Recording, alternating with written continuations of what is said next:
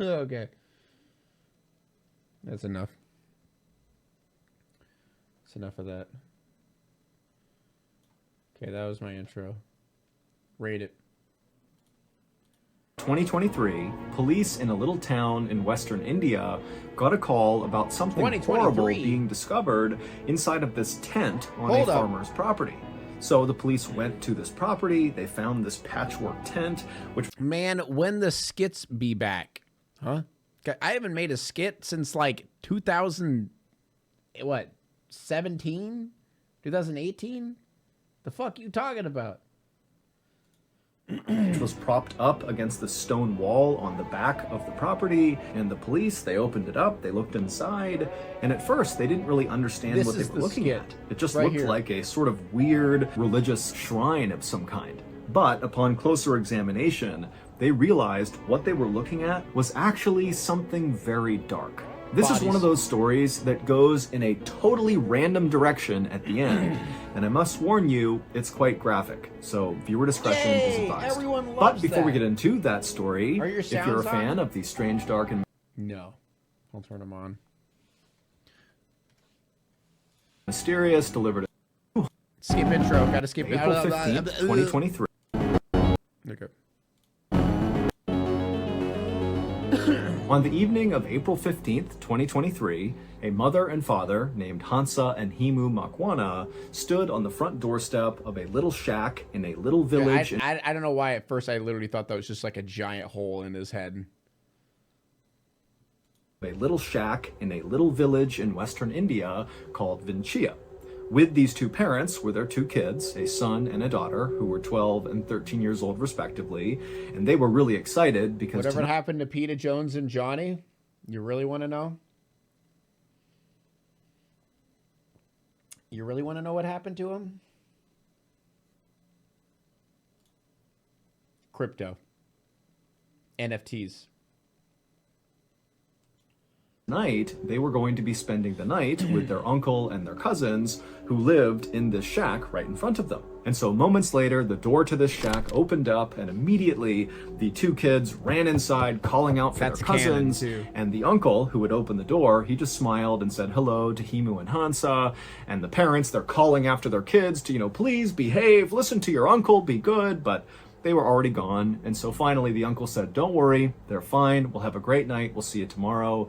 And so Himu and Hansa thanked him very much, and then they turned around, they grabbed each other's hands, and began walking out towards the dirt road that would take them back to their own home. The village that Himu and Hansa and their kids and their uncle and their cousins all lived in was a very poor, rundown farming community where, for the most part, people worked really hard but barely got by. But this night, as Himu and Hansa walked along this dirt road, passing by the shacks and tiny apartments and fields and livestock that were kind of all over the place, they weren't thinking about, the struggles of daily life in this village. Instead, they were thinking about how beautiful the village was that night. The sun was starting to set, and so the sky was this beautiful orange, and all the cows that had been out that day kind of wandering around the village were all starting to stand up and make their way back towards their stables for dinner, and with every step the cows made, the little bells on their neck would ring out. And so the scene in front of Himu and Hansa was so beautiful and peaceful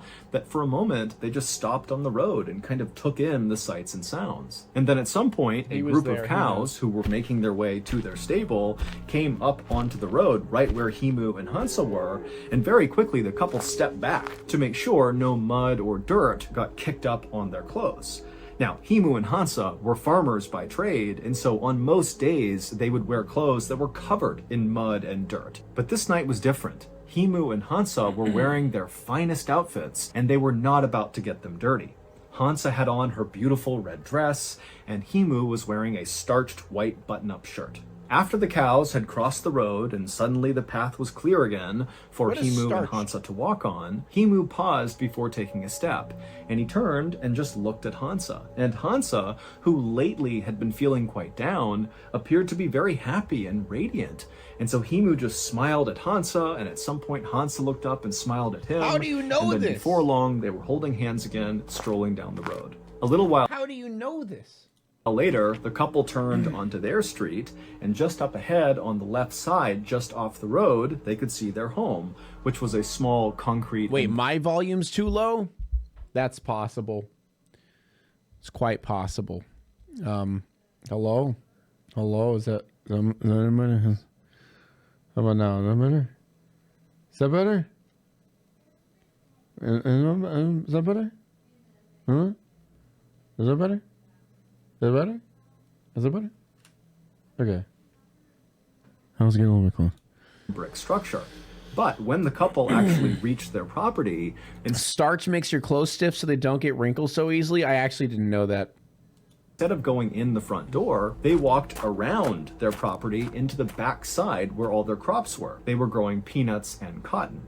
And Himu and Hansa just walked straight back away from their house through these fields all the way to the very back of their property, which was marked by this huge stone wall that was as tall as Hansa was. And when they reached this wall, I swear he's they saying also Hanzo. reached their tent. It was like this patchwork tent they had built, with one side being supported by the stone wall and the other side, the side closest to Dressing up nicely to go to this. I wonder what great things await them inside. them as they approached it was supported by these pikes they had driven into the ground. Inside of this tent was the family's shrine to the Hindu god Shiva. And over the last couple of days, Himu and Hansa had been working on this new addition to the family shrine. It had been a lot of work, but it was finally done, and tonight, Himu and Hansa were finally going to be able to use it. The couple stood outside the tent, taking in the sights and sounds of the beautiful sunset, and then, one after the other, they went inside the tent. The next day, They all died. Right? Sacrifice or something? sometime Is in that the what it is? afternoon, Himu and Hansa's children returned from their uncle's house after sleeping over there the night before. And when they got to their home, they went in the front door and immediately called out for their parents. But their parents were not inside the house. And so these siblings walked all around the house and then went out the back door thinking maybe their parents were out in the fields working. But when they went outside, they saw their parents were not out there either. And so as the kids stood there kind of wondering where their parents were, the boy said to his older sister, maybe they're in the shrine. So the kids left the back of their house. They cut straight across the field all the way to that back stone wall where they found the shrine, the tent that was propped up against the wall. And right away, the kids noticed something was off about the shrine. Whenever their parents were in there praying, they could typically hear them from a distance as they walked up to the shrine. But now, standing right outside of it, it was totally silent. The kids finally lifted up the flap of the tent, and they looked inside, and once again, they did not see their parents. Instead, what they saw inside of the shrine was totally confusing.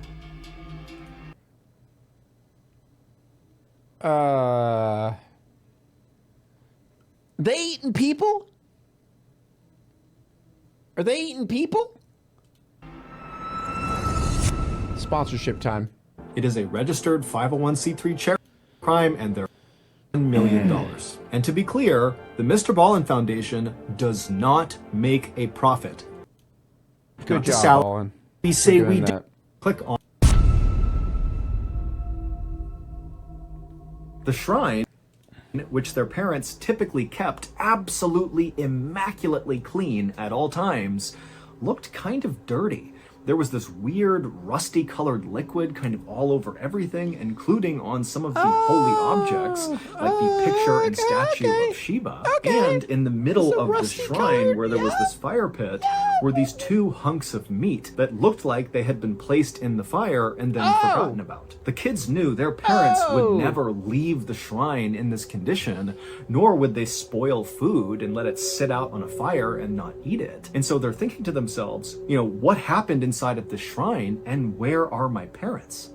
And then, when they did one more look around the inside of the shrine, they noticed something that they had not when they first opened up the tent. And when they realized what it was, they screamed and took off running. This is the story behind what those children saw. They saw mom and daddy. Mom and daddy's dead. The night before, when their parents, Himu and Hansa, stepped inside the tent, they looked around and surveyed the shrine. Right in the middle of the shrine on the ground was that fire pit, and then off to the right side of the fire pit was a small egg-shaped statue that was a statue of Shiva, and then next to the statue was a picture of Shiva. Shiva is a powerful figure in the Hindu religion. He is viewed as a god of both rebirth and of destruction, and when he is portrayed, like in the photo and in the statue that was inside of this shrine, his skin is smeared white with the ashes of corpses. He has crescent moons in his hair, and around his neck are snakes and skulls. And so Shiva is kind of viewed as both a loving, kind god. It's kind of badass. And also one to be scared of. And so after the couple looked around at their shrine for a second, they got to work. Even though that night it was very hot and muggy outside, the first thing the couple did was get some firewood off to the side inside of this tent, put it in the fire pit, and start a fire. And then after the fire was built, Hansa began sprinkling orange flower petals all around the statue and picture of Shiva. And at the same time, Himu got out a piece of paper and began writing a note. And as he wrote, his hand shook with nervous anticipation of what they were going to do that night. And then after Himu finished writing this letter, he and Hansa dipped their thumbs in ink and pressed them to the bottom of this note, kind of like signing the note. And then after the note was complete, they folded it up and tucked it between the statue and the picture of Shiva. Then Himu and Hansa turned their attention to their newest addition to the shrine. The new addition basically just looked like a big door frame, but without a door in the middle of it. It was made out of scrap metal that Himu and Hansa... A nether portal? Hansa had gathered around their village, and if you were standing in front of this structure, it would almost look like you were looking at a doorway into the fire pit. And also draped over the top of this rectangular frame... Oh. Oh no. Uh-oh. Uh-oh. Oh no. Was a white rope. And so Himu and Hansa moved over. You got an ad? All right, pause. Pause. Dude, what are with the ads lately? What the fuck? They just happen all the time.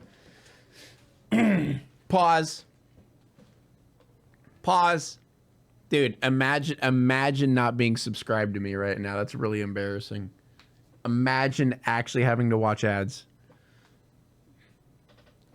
Imagine having to watch ads. And didn't they change ads recently where it's like they're almost like YouTube ads now? Let me know when the ads are done. Right in front of the structure as if they were going to walk through the frame into the fire.